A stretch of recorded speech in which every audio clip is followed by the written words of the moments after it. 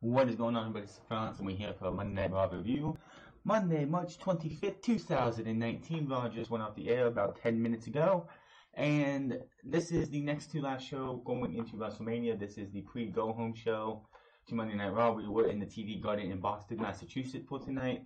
And this show, outside of one fantastic promo from the game himself, Triple H, this show was fucking pathetic and boring and sucked.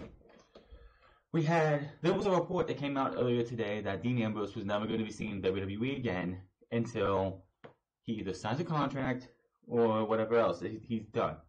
That turned out to be somewhat false. I think tonight was the write-off because he got squashed in the main event. He was just in a 10-minute last man standing squash match against one Drew McIntyre. So he is absolutely done, I believe, after tonight. I think he was put on this show tonight for the simple fact is WWE heard the reports coming out and they're like, oh, well, we want to prove those wrong. Dean Ambrose will be here and we're going to write him off like this. And that's what we got. He got absolutely destroyed. Yeah, he got a little offense in, but it made me really think back to when Brock Lesnar destroyed John Cena. It wasn't that bad of a beatdown because that lasted 5 more minutes, but this was practically a squash match and Dean Ambrose is practically done. There is no way you're going to see Dean Ambrose probably again in WWE. People think he'll be at WrestleMania, and people think he's going to be at the night after WrestleMania, and I don't buy that. Anybody who still think this is a work, you are a fucking idiot. I don't care if you work for Cultaholic, I don't care if you work for World Culture, I don't care if you're Joe Cronin, JD, or anybody in the wrestling IWC, YWC. If you think that Dean Ambrose not signing with the WWE is a work, you are a blithering idiot. Either way. The show started off with, I don't fucking get why we had a beat the clock challenge. Usually, beat the clock challenges are what was set up for, like if you're having the elimination chamber, you'd have a beat the clock challenge between all 6 superstars. The one who beat the clock the fastest would be the number one, the last person in the chamber. They replaced that with the gauntlet matches the last 2 years. But I don't understand why we even had a beat the clock challenge today. You buried 2/3 of the Riot Squad, which you buried the 2 members that should have been buried. And you had Ronda Rousey, Charlotte Flair, and Becky Lynch face off each member of the Riot Squad with and I don't get why they did the beat. And like Rob just ended, I'm still thinking back, why did this happen? It's like, what did they win? Becky won the beat.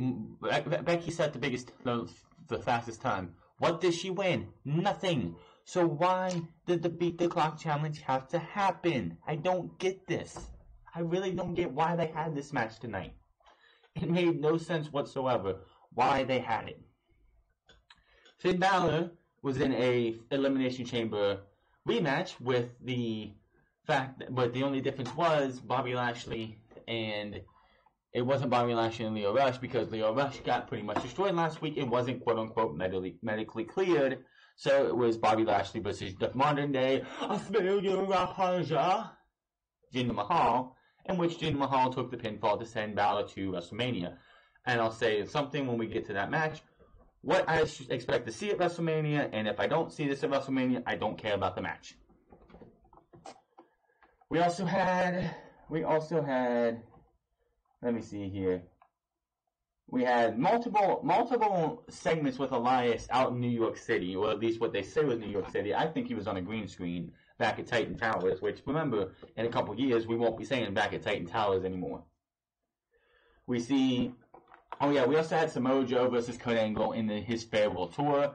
He faces AJ Styles tomorrow on SmackDown, and on the go-home show to Raw, he will be facing Rey Mysterio.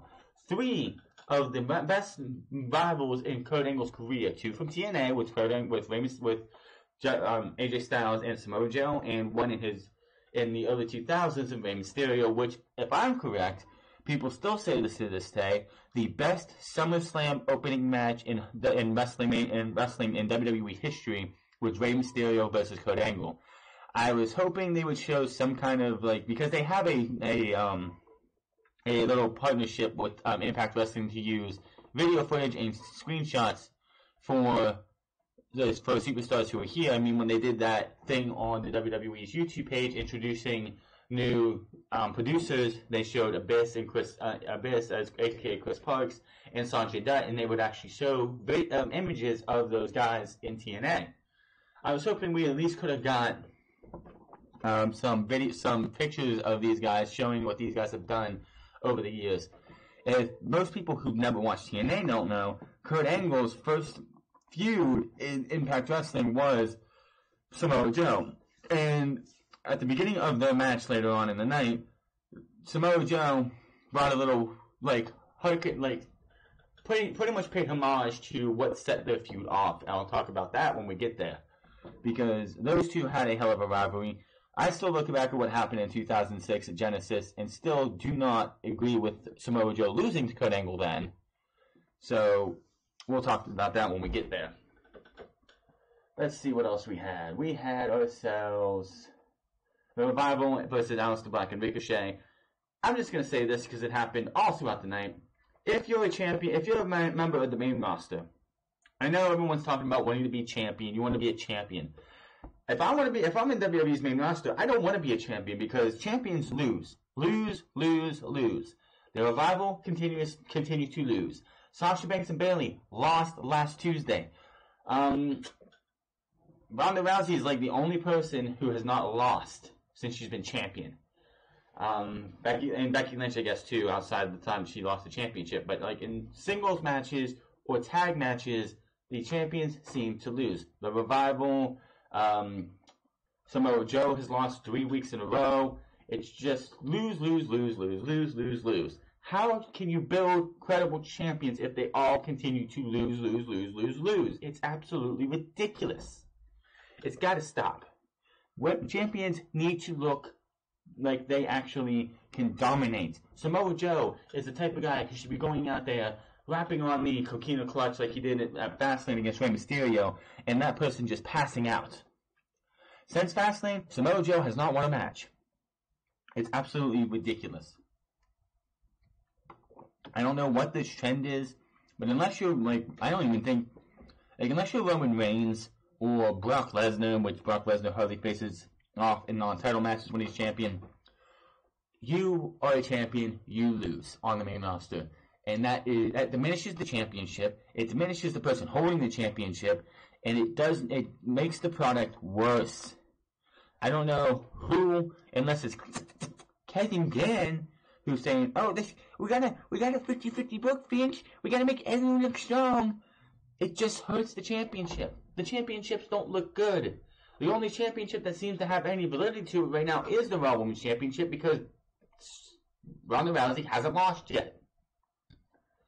We need to stop with this. If you're a champion, you should be winning. If you're a babyface champion, the only reason you should lose is like when Sasha Banks and Bayley lost on Tuesday, when the Iconics cheated to win. But when we keep seeing champions lose after lose after lose, clean after time after time, it's like, what's the point of having championships? What's the point of having a tag team championship? What's the point of being the United States champion? What's the point of being the Intercontinental champion? It's absolutely ridiculous, and it's just something I'm getting sick and tired of seeing. It's time to end this trend. I can't wait till Vince is gone so Triple H can take over, because I'm pretty sure when he takes over, this shit will stop. It hasn't stopped yet, and it needs to. Let's also see what's going on here this week. We had... we had Drew McIntyre cut a promo and him wanting the answer from Roman Reigns. He did respond, and we'll talk about that when we get there. Sasha Banks took on Natalya, who fucking cares? That leads to what we all expect to be happening. And let's see what else we had here. Oh, we had a moment of piss segment, and I'm not even going to go into that. I don't care about the moment of bliss, and what they did tonight makes WrestleMania worse. I don't even want to talk about it, but I guess we're going to have to subjugate ourselves to it. But we'll get to that when we do. Apollo Crews and Baron Corbin, 50-50 book, as we all figured they would. And let's see here. Samoa Joe and Kurt Angle put on a pretty decent match. Nothing compared to their rivalry back in 2006 to about 2015 or something. They had an on and off rivalry. So, yeah, there's that. And then, of course, Triple H gave us the best promo of the night. And then, as I mentioned before, Dean Ambrose gets squashed in about 10 minutes to Drew McIntyre. This show was just terrible. Absolutely terrible. Let's think. Samoa Joe lost. Bobby Lashley lost in a tag team match. The Revival lost. That's 3 champions right there. This is WWE. We don't like our champions to win. Entertainment. But as I said, we started the show off with Michael Cole welcoming us. He joins by Corey Graves and Renee Young, of course. Then they talk about how Raw Women's Champion, WWE Raw Women's Champion Ronda Rousey, Charlotte Flair, and Becky Lynch will officially main event WrestleMania. We see mainstream media coverage and other reactions to the big news. It's a great thing for the women's evolution. Yes, if Ronda Rousey wasn't here, this match would not be main eventing. If it was just Charlotte and Becky Lynch, it would probably be the undercard. I'm just going to say this right now. Watch Drew McIntyre and Roman Reigns be the match before this. Watch, they want to put Roman Reigns, Vince McMahon wants Roman in the main event so goddamn badly. It would not surprise me if we see Seth Rollins and Brock Lesnar, then Roman and Drew McIntyre, and then the women's main event. Do not put it past WWE to have Roman Reigns that close to the main event, even though they can't put him there. Like Vince McMahon wants to, but can't put him there. We'll go over what led to the Raw Women's Championship match main eventing WrestleMania on Saturday. It is unscripted. Make sure to check that out. Rousey takes the mic, but before she can speak, we hear a "We Want Becky" chant. Rousey mentions the women main eventing WrestleMania for the first time, and she says she only has one thing to say, and I said it before she did. You're welcome. Drops the mic, picks it back up, and says she does have something else to say. Not that the fans can appreciate what she says or accomplishes. Rousey promises to make Becky Lynch and Charlotte Flair tap out at the same time at WrestleMania. She throws the mic down again, but then she picks it back up and says she does have one more thing to say. She has no idea what the beat the clock challenge is, but it sounds like another gimmick around here. Rousey is ready to get this farce going. She says now that's all she has to say. Hasn't Ronda Rousey come out and say that she's like a big fan of WWE? Like she was a lifelong fan. She's been watching wrestling since she's been a child. How could you have her come out and say, I don't know what a beat the clock challenge is? Which, of course, is a certain amount of superstars wrestle, and the person who has the fastest wins the beat the clock challenge. Usually, as I said before, it was like for the Elimination Chamber, who would enter last.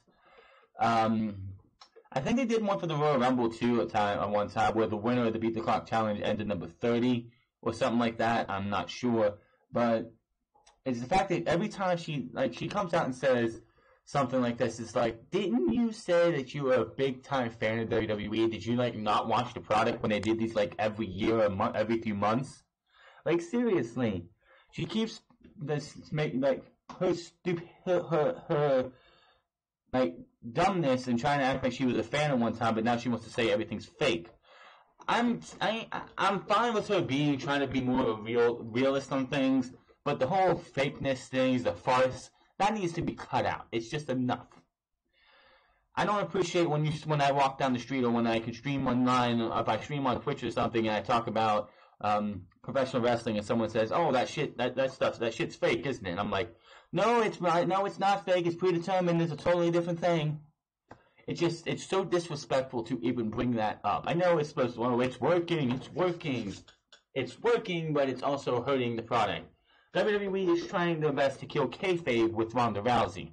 So we can all be like, oh, it's just Ronda, everything's fine. No. Need to cut the fake shit out. Beat the clock challenge, Ronda Rousey, Becky Lynch, and Charlotte Flair versus the Riot Squad. No, this was not a elimination tag match or anything, but the Riot Squad, Sarah Logan, Ruby Riott, and Liv Morgan. Okay, let's see. The match starts. Logan goes to the floor. Rousey chases around the ring, back in, then back around the ring again as the clock ticks away. Rousey runs through Logan's partners and back into the ring. Logan nails her with it as she comes in. Logan takes control and applies a submission. He keeps her down in the middle of the ring.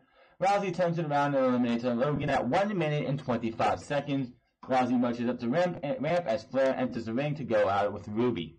So, one member down, 2 to go. And quite honestly, Ruby Riott was the only one to survive in this match. She did not allow Charlotte to beat the clock.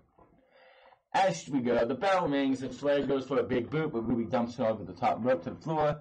Flair comes back in with the chops. Flair turns around and drops Ruby with her right hand. We see Rousey watching from the stage, Flair with his national selection attempt, but Ruby comes right back. Ruby with some offense for a toast 2. Flair comes back and applies the figure 4 into the figure 8, but Ruby does not tap as the timer goes out. Flair did not beat the clock. So, I will say a positive of this beat the clock thing is that Ruby Riott was, Charlotte was booked to look like she had Ruby's number. She was going to beat Ruby Riott, but Ruby had the fortitude to not tap out to the figure 8, which is good. They protected her more than her cohorts, which is fine because she is the leader of the Riott Squad. I mean, the squad is named after her, by the way. So it's great to see that she got booked to look like the stronger of the 3 Riott Squads, which she should. Lynch comes in to go with Liv, but Flair drops Becky with a big boot. Flair makes her exit as Liv gets ready to go at her with a 125 to beat. Liv unloads on Becky in the corner as the bell hits. Flair looks on from ringside, laughing at Becky. Liv with some more offense for a close 2 count. Liv keeps Becky grounded now. Lynch rallies and unloads with some offense. Lynch goes to disarm her, but is countered. Lynch comes back and they trade pins attempts, but Becky gets the pin with 7 seconds left on the clock. And Becky beats the clock. After the bell, Lynch stands tall as the music hits. Rousey vanishes from the stage. We have some war of words between all 3 women back and forth. The announcers hype the WrestleMania main event as Rousey talks trash for the stage and Lynch yells back at her from the ring. I still don't get why they did a beat the clock challenge. What did this prove? What did this fucking prove? Surely the match in WrestleMania is going to mean more than a minute 25 or a minute 30, whatever, minute 15 or whatever it was. I don't get why they did this. It doesn't make any sense. I would have been fine if Becky, Ronda, and Charlotte was not on Raw this week, on SmackDown tomorrow, Raw next week, or SmackDown next week. This match is set. This match is as built, as hyped as it's going to get. You're going to overexpose this and just make it just get it over already. But think, we gotta go 8 fucking hours anyway just to get to this match. Okay, 7.5 just to get to this match, but you know what I mean. This match, this was not necessary. This was just about 5, 6, 7 minutes of show that were just, if you're one of those people who's like, wow, that wasted my time, how do I get that time back? That's how you would have felt after this match. Moving on here, we see Finn Balor backstage warming up for his 2-on-1 handicap match. I hate when they do it. It's a 2-on-1 handicap match, not a 1-on-2. Just a little nitpick there, but it's a 2-on-1. 2-on-1, not a 1-on-2. Get it right. Against what was supposed to be Lio Rush and Bobby Lashley. Balor must win to get his title shot at WrestleMania. And we go to break. Back from break, and out came Finn Balor's already come to the ring. Out comes Bobby Lashley and Lio Rush. Rush takes the mic on the stage and says Balor's road to WrestleMania goes through them, and it's a road Balor does not want to be on right now. Rush goes and calls Balor a piece of hot garbage, like Rob Gronkowski, already bigger fan for Lio Rush on that comment, getting the heat from the local New England Patriots fans because they were in Boston. Rush reveals that thanks to Braun Strowman last week, he is not medically cleared to compete. Rush introduces Lashley's new partner, and out comes the modern day failure Raja, Jinder Mahal and the Singh brothers.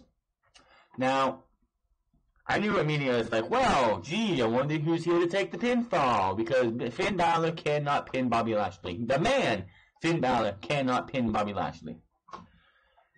This one was nothing big. It was pretty much almost move for move what we saw outside of the frog splash at the Elimination Chamber. Just Jinder Mahal trying to beat Lio Rush. Balor knocks Jinder over the top rope to the floor with the clothesline. The Singh brothers grab Balor's leg as he runs the ropes. Balor clears the ring and there's a huge dive, taking everyone down on the floor. Balor brings Jinder back in, hits the coup de grace for the 1-2-3, and that was that. Finn Balor versus Bobby Lashley at WrestleMania. Lashley is furious in the ring as Lashley brings the Singh brothers in the ring and destroys them both. Lashley then levels Jinder with a big spear. Lashley paces around and stands tall as Balor looks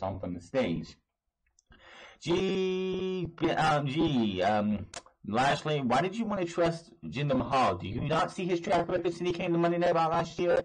It hasn't been good, dude. It hasn't been good. Yeah, I'm just gonna say this, and I know everyone else is thinking this. Finn Balor, Fergal Devitt, you come to WrestleMania as the Demon, or I don't give a fuck about this match. Give me the Demon at WrestleMania, big entrance and all. Give me the Demon, or this match does not mean shit to me. They heard Kurt Angle versus Samoa Joe later in the night. Cole mentions Elias being the featured musical guest. We go to a clip of Elias in New York's Times Square.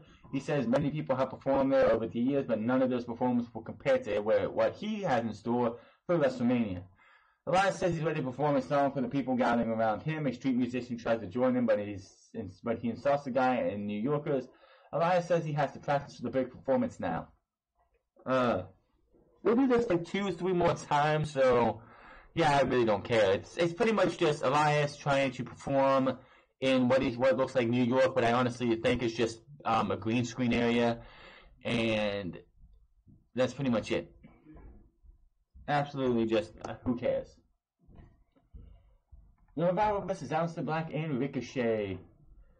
Again, another champion in a match that they lose. This, of course, is pretty much setting up for the Revival versus Aleister Black and Ricochet for the World Tag Team Championships at WrestleMania. It has not been confirmed yet. We still have a week to go.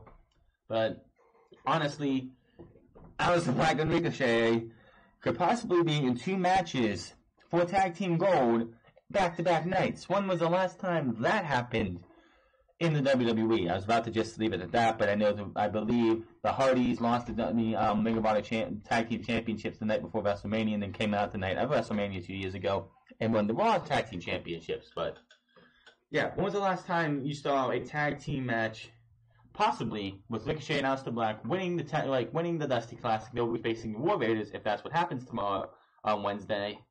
They could go face the War Raiders, obviously lose, go to WrestleMania, face the Revival, and possibly win. We'll have to wait and see on that one. Another good match, but this is just what you expect. Back from the break, Dawson ends up... Hold on. Ricochet counters a big kick, Dash tags in, but Ricochet drops him with a neck breaker. Black waits for the tag, Black tags in as Dawson does. Black avoids an attack, knocks Dash off the apron. Black goes to work on Dawson. Now Dash runs back into Black, but takes them both out with a moonsault for the second rope. Black sends Dash to the floor. Black with a big straight to Dawson now. Black covers for a close 2. Dash pulls Ricochet off the apron, distracting Black. This leads to Dawson rolling Black to the outside. Hold on. Rolling Black up for a close 2 count. Dawson blocks the big kick for the Black cover for another pin attempt. Dash tags back in the ropes, but it backfires. Black levels both opponents with a Black Mass. He actually, I think, hit Dawson, Dash. I'm pretty sure Dawson moved as the Black Mass was hit. Ricochet tagged in and get the through at 6:30 for the 1, 2, 3, and that was that. Obviously, this is leading to these two teams wrestling at WrestleMania. It's no doubt in my mind that that's what we're going to get. So, what does that leave for now? Again, there's much easier ways to do this. You've had Chad Gable and Bobby Roode feuding with these guys as well. Why can't we have a number 1 contenders match between these two teams with Ricochet and Aleister Black winning that way? And next week we would have, on the go-home show no less, Bobby Roode and Chad Gable versus Aleister Black and Ricochet. The winners face the Revival at WrestleMania. If you want to make it a triple threat again, you could do something, but I would rather see a 2-on-2 match instead of a triple threat. So you have Aleister Black and Ricochet win that match, and then there you go. Let's see here. Back from break, we go to Drew McIntyre in the ring. This got personal real quick.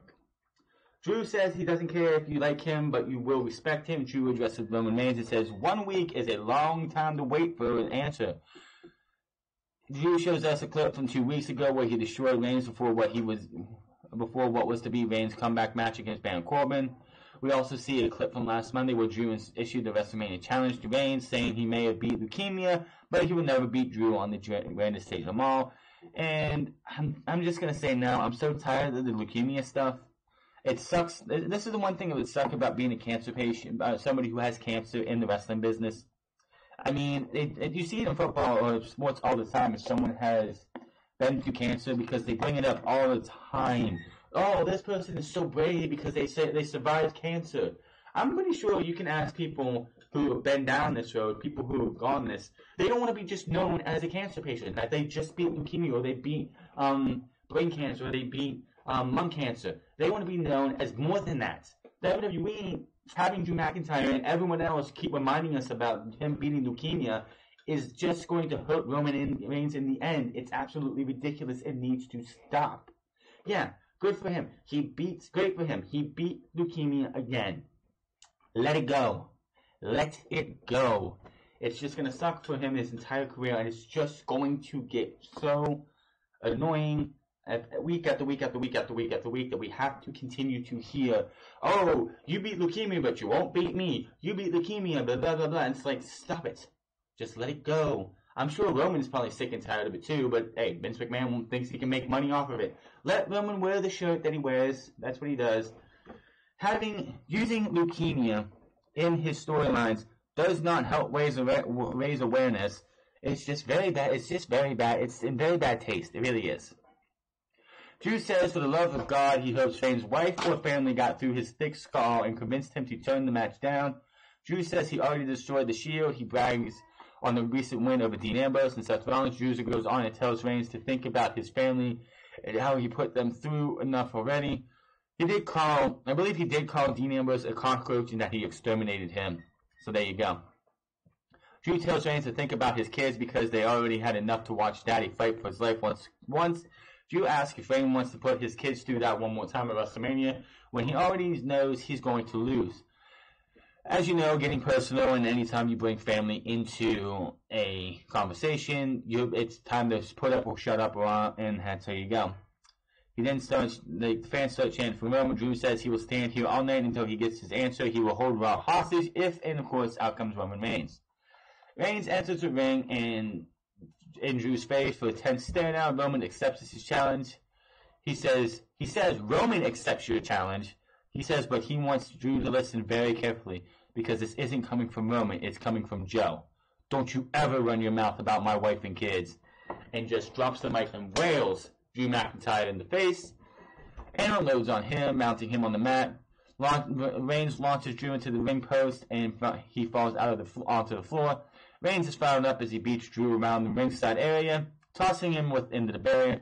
Reigns throws him back into the ring as fans chant for him. Reigns approaches, but Drew nails a low blow, and I'm just thinking, has any babyfaces learned to wear a fucking cup? Look at what Shinsuke Nakamura for months did to AJ Styles. Wear a fucking cup. Drew stands down Reigns and waits for the corner for him to get up, but Reigns slowly gets up and Drew levels him with a Claymore kick to more boost, and Drew stands tall for Reigns as the referees enter the ring to try to get him to leave. Drew taunts Reigns and makes his exit as we go to replays. Drew watches Reigns recover from the stage and says Reigns should have said no. I'm hoping I'm wrong, but I bet you I'm right. This match is going to probably go move for move, hold for hold, a Roman Reigns match. Drew McIntyre beats the living shit out of Roman Reigns. Rest hold. Roman Reigns hulks back up. Superman punch, spear, 1, 2, 3, and Roman Reigns wins. If that is how that happens, then you know what you heard it first, because this is just how WWE wants to book. Back from break, and Drew McIntyre walks up on Dean Ambrose backstage. Ambrose asks about the cockroach comments Drew just made about him in the ring. Ambrose doesn't feel exterminated. Ambrose asks Drew to give it one more shot tonight in a last man standing match. Drew says he's not sure how Ambrose is still standing, but he promises he won't be after tonight as Drew walks off. So that would be your main event of the evening. Drew McIntyre versus Dean Ambrose, last man standing. and we talked about it earlier, but we will go over it some more when we get there. Now, Sasha Banks versus Natalya. This one didn't last very long. They were having themselves a pretty good match, and then all of a sudden, out comes Nia Jax and Tamina. They take out Bayley, they hit the ring and attack Banks as referees call for the match, and the winner by disqualification, Sasha Banks. After the battle, Phoenix hits the ring, brawls with Jax, Beth scoops Jax up on her shoulders, which is no small feat whatsoever for somebody, but it's not surprising with how strong Beth Phoenix looks. She takes out Jax on Little John Snooker. Beth hits the Glam Slam, a very, very weak and sloppy looking Glam Slam onto Tamina in the middle of the ring. Beth stomps on Tamina and turns her attention to Natalya as she approaches, consoling her in the middle of the ring. We get a "You Still Got It" chant as Beth stands tall. And Natalya, Beth stands on Banks' title belt, but the champions manage to take the title out and looks from the ringside as the Divas do stand tall in the ring. They did announce that we would get Drew McIntyre versus Dean Ambrose, and then the announcers talk about the Hart Foundation, Bret Hart, and Jim the Info Neidhart going into the Hall of Fame this year, which is good for wrestling. They should be going into the Hall of Fame. And they showed a nice little video package, and then we go back to the ring, and we see Natalya tearing up because her father is going into the Hall of Fame. I honestly think he should have been in the Hall of Fame years ago. The Hart Foundation, if you're going to do this, should have been in the Hall of Fame years ago.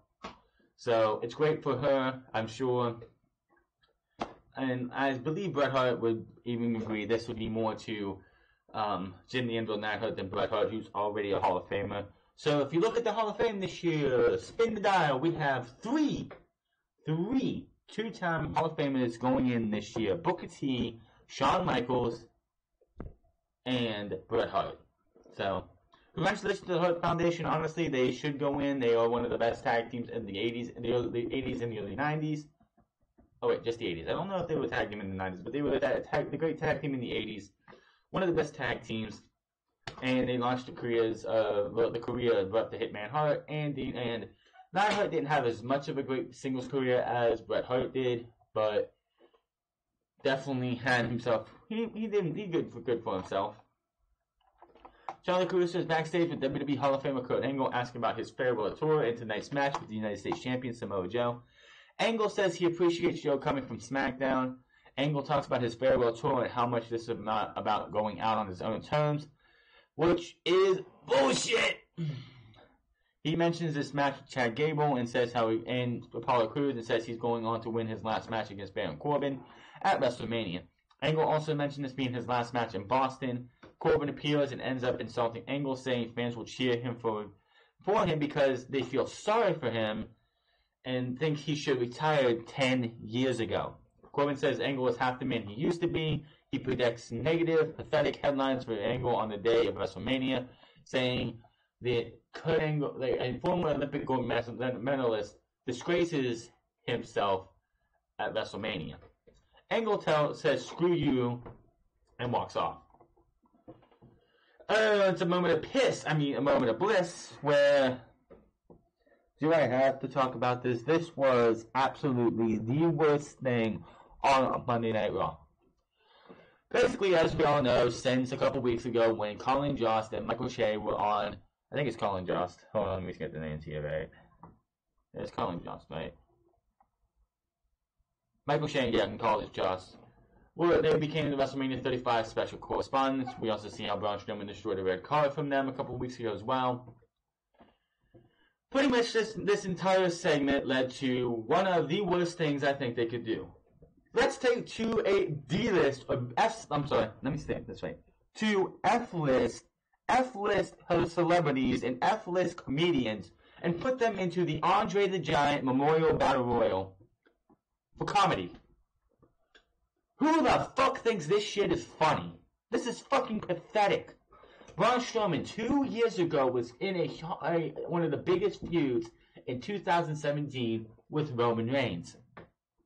Last year, for the first half of that year, looked like he was going to be the next Universal Champion at one time. And now he's in a comedy spot with Michael Che and Colin Jost for the Andre the Giant Memorial Battle Royal. Are you fucking kidding me? This is absolutely fucking pathetic. If anybody anybody finds anything positive about this, you are an irrelevant fuck who should start watching WrestleMania, watching anything when it comes to wrestling. This is absolutely pathetic. It's not funny, and I'm hoping the Battle Royal is still on the pre-show.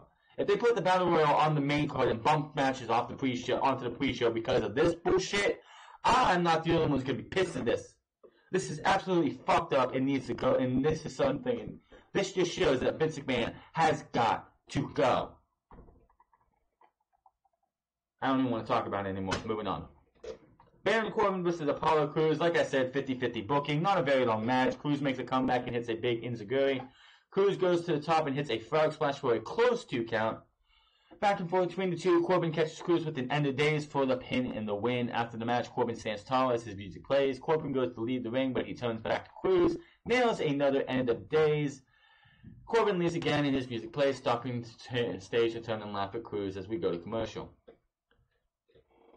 Back from break, Cole announces Rousey, Lynch, and Charlotte Flair versus the Riot Squad in 6-woman tag match. Oh. I don't want to see these guys. We don't need to see this. Period. We don't need to see 6-woman tag match next week with the 3 women. Why do they do this? We will be 6 nights from WrestleMania when this happens. 6 nights from WrestleMania. We don't need to see these 3 women wrestle again. We don't need anything for these women to do until we get to WrestleMania. I thought that, I was out. I stepped out for a second when this was announced, so I didn't even see this coming. Oh my god, that's horrible. WWE just wants to drill it into our fucking skulls until we can't fucking take it anymore. This is fucked up and stupid. Are you fucking kidding me? What is this gonna prove? What is Ronda Rousey, Becky Lynch, and Charlotte Flair versus the Riot Squad gonna fucking prove next week? Absolutely fucking nothing. No reason for this goddamn match. God, I can't wait till fucking WrestleMania gets over with so we can get done with this. This is just WWE taking all the specialness of this triple threat match and throwing it away. No fucking reason for the beat the clock challenge tonight. No fucking reason for this triple threat, this 6-woman tag match next week. God damn it, give this fucking thing a break. Just give us a fucking break, and we're already excited for this match at WrestleMania. No fucking reason to put these women in this match. This is just like when you have, like you would have if AJ, okay. Let me think here. This is like if you had Shane McMahon and Daniel Bryan versus The Miz and Kofi Kingston in a tag team match this tomorrow or next week on SmackDown. God, if that fucking happens, I'm gonna fucking hate myself. But yeah, that's what that's like. You take a match and you throw it into a tag team match because you fucking have to. It'd be like if we had the Fatal 4-Way tag team match. That Fatal 4-Way tag team match between the Iconics, Bayley and Sasha Banks, Divas of Doom, and Nia Jax and Tamina. They're going to, I guarantee you, would not surprise me if we go to Raw next week and we have one member of the Iconics with one member of the Nia Jax and Tamina team versus Bayley or Sasha Banks and Natalia or Beth Phoenix in a tag team match to hype up WrestleMania. This is just lazy booking. This is not fucking necessary. This hurts WrestleMania more than it helps. I just want to wring Vince McMahon's neck sometime. Moving on here, going over to Seth Rollins, who says he will cut right to the chase. He and WWE Universal Champion Brock Lesnar are not cut from the same cloth and are taking 2 different roads to WrestleMania. He says there is only one road out, forged by the title and by the man who will lead the business, Rollins or Lesnar. He says that that's really heavy, but listen up. He wants that weight. He says he wants to carry that burden. He wants to be a champion that inspires people. He says when he was younger, he was inspired by people like Hall of Famers Shawn Michaels, Bret Hart, Ric Flair, Triple H, even Triple H, who will be a Hall of Famer. Rollins says even John Cena inspires people, but Lesnar does not. Rollins says this is the biggest match of his career, and that goes without saying. Rollins says he wanted the match for a long time, but I just lost it for a second. But he only recently learned how important this match is to fans. He talks about fans asking him to please beat he was at a signing yesterday here in Boston, and there was one thing that everyone said when they were leaving the signing. And people chanted "burn it down," and he said something like that. But they all asked, please beat Brock Lesnar. So Rollins goes on and says, with an army behind him, he's unstoppable. Rollins says, together we will march into the gates of Suplex City, and they will burn it down, and out comes Paul Heyman.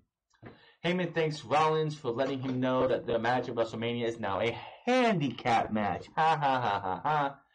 Heyman says it's now Lesnar giving the usual intro, as he does to Brock Lesnar, versus Rollins and the entire WWE Universe. Heyman says he likes those odds because Rollins has no chance. Heyman says Rollins is pathetic. He goes on mocking Rollins in this generation about thoughts and prayers for everything they do. Heyman continues to taunt Rollins and says he doesn't want Rollins to take the personally when Lesnar beats him at WrestleMania. He wants Rollins to take it personally when the entire WWE Universe loses at WrestleMania. Heyman tosses the mic and turns to walk away, but Rollins gets out of the ring and hurries up the ramp to Paul Heyman. Paul Heyman turns around and is like, oh God, no, I'm an advocate. He falls on his ass, which I thought was fucking hilarious. Pleading, begging with Rollins, saying this was all Brock's idea. Rollins laughs at him and says Heyman had it wrong. He's not asking for thoughts and prayers. He's here to answer them because we are going to WrestleMania to beat Brock Lesnar. We are going to take the title. We are going to march into Suplex City to burn it down. And he drops the mic right onto. He stands over Paul Heyman, drops the mic, and marches to the back to his thing. This was kind of funny because Heyman's still on his ass, and out comes Kurt Angle. He does the "you suck." He does his usual pointing out to the crowd, but then he points to Paul Heyman like a couple times, which I thought was hilarious. This one, before we get to the match, Samoa Joe talks about some of their history and says he can't think of a better way to send Angle off than putting his ass to sleep one last time. This match started, and I was like, this was awesome the way they started it. Joe enters the ring, and they face off as the bell rings. Joe immediately with a headbutt to start the match. And I'm like, that is beautiful. Why do I say that? 2006, Kurt Angle left WWE, was in Impact Wrestling like a month later. Samoa Joe was standing, and they actually have this on their Impact Wrestling YouTube page. The headbutt, they call it the headbutt Kurt around the world. Samoa Joe was in the middle of, I can't remember what it was, but he had the NWA World Heavyweight Championship on his shoulder. And I believe Mike Tenay or somebody was asking him if he was going to give it back. Samoa Joe whipped up some kind of contract or something. It might have been Larry Zbyszko, actually. And he said that was your answer. Lights go out. Kurt Angle's music hits. He comes up from the floor because in the beginning he was coming up from the floor with the U.S. flag on his head. He comes in. They have a stare down, and he headbutts Samoa Joe so much that he falls down. Now, unfortunately, in the top 5 that do for Kurt Angle's biggest things, they don't continue that. Joe gets up and he is bleeding from the skull, just from the head. And these guys end up having Kurt Angle's first match, which ended up being at Genesis 2006. That full match is on their Impact Wrestling channel, so go check out if you want to see these guys' first encounter. Impact Wrestling's YouTube channel has Kurt Angle versus Samoa Joe from TNA's Genesis 2006. Damn good match. Kurt Angle ends up beating Samoa Joe in that match. But the reason I say it was beautiful because Samoa Joe headbutting Kurt Angle is a callback to that first headbutt heard around the world, as Impact Wrestling TNA called it. Short, sweet. This was a nice match here. Angle drops his straps for another pop. Joe counters the ankle slam. More back and forth. The Uranagi is blocked. Joe catches Angle in a coquina clutch in the middle of the ring. Fans rally for Angle to start the fade. Angle turns it into a pin out of nowhere for the 1, 2, 3. And for the third week in a row, Samoa Joe is pinned clean. God, it's bad. After the match, Angle celebrates and exits as his music hits. Joe can't believe it, shaking his head in the ring. Cole hypes Angle's match with AJ Styles on tomorrow's SmackDown, and it was confirmed that next week on Monday Night Raw, another SmackDown superstar, Rey Mysterio, as I said earlier. That should be a good match, but it's Rey Mysterio. So, AJ Styles, Samoa Joe, and Rey Mysterio, who are all three in big matches at WrestleMania. Rey and Joe are facing each other for the United States Championship. all have to suffer defeats to Kurt Angle. Really? Really? I mean, it's okay, I guess, but if Joe wouldn't have lost in the battle, and if Joe wouldn't have lost clean in the gauntlet match and wouldn't have been pinned by Rey Mysterio, I would have been fine with this. But having Joe continue to lose and lose and lose, just makes him look like a shitty champion. I hate to say that to you because I'm a big fan of Samoa Joe. I've been a fan of Samoa Joe for 14 years. I've been following this guy since Impact Wrestling TNA in 2005. I've been a fan of his, for sure. And to see this guy continue, be given the shaft over and over and over in WWE, and to finally win championship gold, defend it furiously in his first title, and not furiously, that's not the word I'm looking for, convincingly against Rey Mysterio, Andrade Cien Almas, and R-Truth at Fastlane, only for him to lose his last 3 matches, just pisses me off. It really pisses me off, and I'm not the only reporter that thinks that. I hate seeing my champions. If I was a wrestling promoter, my champions aren't fucking losing, period. Unless it makes sense. Joe losing to Rey Mysterio. Oh, so Rey Mysterio could get a match at WrestleMania for the United States Championship. Really? You couldn't have had a triple threat match between Andrade Cien Almas, Rey Mysterio, and R-Truth to see who goes up against Samoa Joe at WrestleMania? Fuck. You're having a fatal 4-way between Randy Rose, Sonya Deville, Carmella, and Naomi to see who faces Asuka at WrestleMania. Why couldn't you do that for the United States Championship? Same thing about Ricochet and Aleister Black. Why couldn't they face Chad Gable and Bobby Roode to see who goes to WrestleMania? Why do champions have to lose to get championship title opportunities for non-champions? It's fucking stupid. Anyway, Triple H in the ring with the best thing of the night. Triple H first off congratulates the women on earning the WrestleMania 35 main event, praising them for what they do. He says that that makes him happy, but something that doesn't. He reaches into his pocket and he's just pulling and taking him a minute. Like this letter. He reveals that this letter is from Batista via his lawyer, wanting him to do something. And he's like, I'm just gonna. He makes a funny thing about the Spice Girls. He's like, give me what I want, what I really, really want, what I want. And it's gonna keep going and page. And he finally gets to it that for me to wrestle you at WrestleMania, you have to put your career on the line in the no holds barred match, or you will not face me at WrestleMania. They also wanted his WrestleMania date to be moved to accommodate his filming Guardians of the Galaxy 3, which I don't think starts filming yet. Triple H knocks Batista for beating up an old man, for beating up a 70-year-old Hall of Famer, Ric Flair, a year after he was, had his life on the line, just to get a WrestleMania match. Triple H says this is just another attempt by Batista to quit, because Batista telling Triple H that he has to put his career on the line, because if Triple H doesn't, then Batista's not going to be there. Triple H says he will not let Batista quit this time. Triple H did mention that Batista, they did mention the fact that Batista has tried to get back to WWE last year. Well, Triple H did, but Triple H wouldn't return his calls. And Triple H said, maybe you want to tell the truth in the fact that I tried to return your calls, but I kept getting your secretary. So they threw it in there. Triple H goes on and says he's never given a crap about Batista and he's never been obsessed with him, but he is obsessed with kicking Batista's ass. Triple H says at this point in their careers, if he can't beat a self-deluded douchebag like Batista, then he has no business being in the ring anyway. Triple H agrees to put his career on the line, drops the mic, and makes his exit as his music hits. Triple H is honestly one of the best in the game when it comes to mic work. So honestly, I could write down everything he says word for word, and coming out of my mouth, it would not do any justice to Triple H.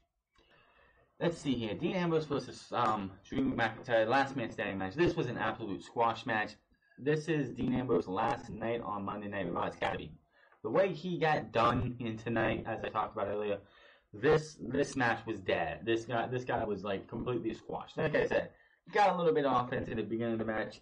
End of the match, it was just, this has got to be it. Back in the ring, the main event, back from break, and out comes Dean Ambrose. They immediately start brawling. Ambrose sends Drew over the top rope to the floor. Dean goes to the top and leaps to the out, but Drew misses, and Dean lands hard. Drew makes it back at the 8 count. Drew launches Dean into the barrier as we go right back to commercial break. I hate when they do that. Oh, this match is right on the way, and 2 minutes later, we got to go commercial. Back from break, Drew is destroying Ambrose with a kendo stick. Ken is making his round recently. Ambrose comes back and nails a big suicide dive into the barrier. They both get up after the referee counts, more back and forth. Drew sends Dean back into with a big Glasgow kiss headbutt. I'm so sick and tired of seeing the Glasgow kiss, plain and simple. Gotta go. Drew slingshats Dean Ambrose's throat into the steel at the bottom of the ring. The ring frame, the referee counts again. Drew grabs part of the steel ring steps, rams it into Dean's face. The ref counts again. They bring it back in but Dean Ambrose ends up using a steel chair and then hitting a dirty deeds for a big pop. Drew makes it back up at 7, and that was it. After this big boot, mounts on Drew with strikes. Back and forth action in the ring. Drew drives Ambrose through a table in the corner and lands hard. The referee counts, but Ambrose makes it back up at 9. Drew immediately follows up with a big claymore, and Ambrose fails to make the count, and Drew gets the win. After the match, Drew stands tall over Ambrose as his music hits, and we go to replays, and Raw goes off the air with McIntyre posing. Well, yeah. Anybody thinking this is a work? That's it. That's got to be it for Dean Ambrose. There's absolutely no way whatsoever he's coming back after that. That was a total squash. And quite honestly, it would not surprise me if that was it. I mean, Dean Ambrose, how do you come back for that? Like, really? I mean, a last man standing match where it's a nice 13, like a 20, 30-minute fight, and both guys have massive offense. Dean Ambrose got barely anything. He got a chair shot, a dirty deeds, and a big boot and a couple punches. After that, he just got manhandled and destroyed. Dean Ambrose is done. That's got to be it. Anybody thinks he's shown him at WrestleMania for what? For what? What would he do at WrestleMania? Nothing. That is the last time we'll see Dean Ambrose unless A, he signs a new contract, or, well, there's only one A. Probably the last time we see Dean Ambrose at this time.